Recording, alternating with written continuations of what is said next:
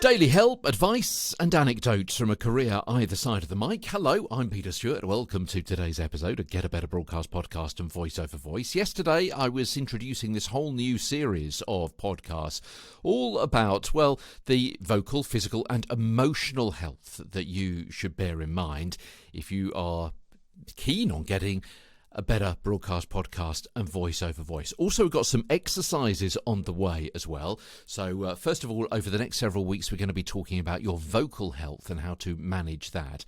Lots of things that you may not have thought about. I mean, you're probably thinking, yeah, I've got to drink more water, stay off the caffeine. Yeah? Bit more to it than that, as I will be explaining over the forthcoming series of episodes. I've also mentioned that we're going to be doing some exercises. So today's episode is entitled Exercise Advisories. Now, over the years in the many training sessions I've led about voice work and reading out loud, I've just known that the advice I've given to my clients in this area is going to be ignored.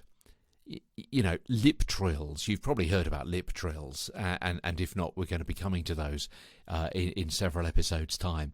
Lip trills have been considered childish. I'm not going to be doing those. I'm not going to be doing those. You might imagine someone from a national radio network saying, and indeed they did. You know, to mindfully meditate to get a better voice was seen as hippy hokum. Stopping smoking as an unnecessary infringement on their human rights. I'm happy to say that in recent years those views have largely changed as people have become more aware of the value of looking after themselves vocally, physically and especially mentally. There's been such a sea change in how you should be viewing mental health, fortunately.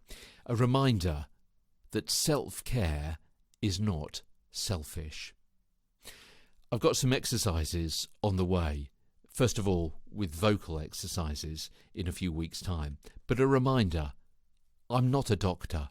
Neither is Google. I don't know your diet, your meds or your medical history. I don't know your sleeping, smoking or drinking habits.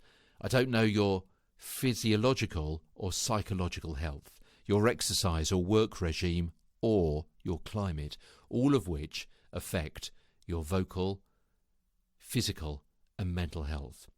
What follows, though, although professionally researched, is still generic advice.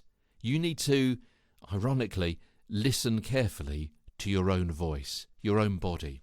With any negative change, so loss in quality, range, stamina or control, lasting longer than a couple of weeks, always seek the advice of a qualified medical professional. And always stop if it starts to hurt or you feel dizzy. Okay, bear that in mind. Tomorrow, why you are a vocal athlete, as Get a Better Broadcast, Podcast and Voice Over Voice continues.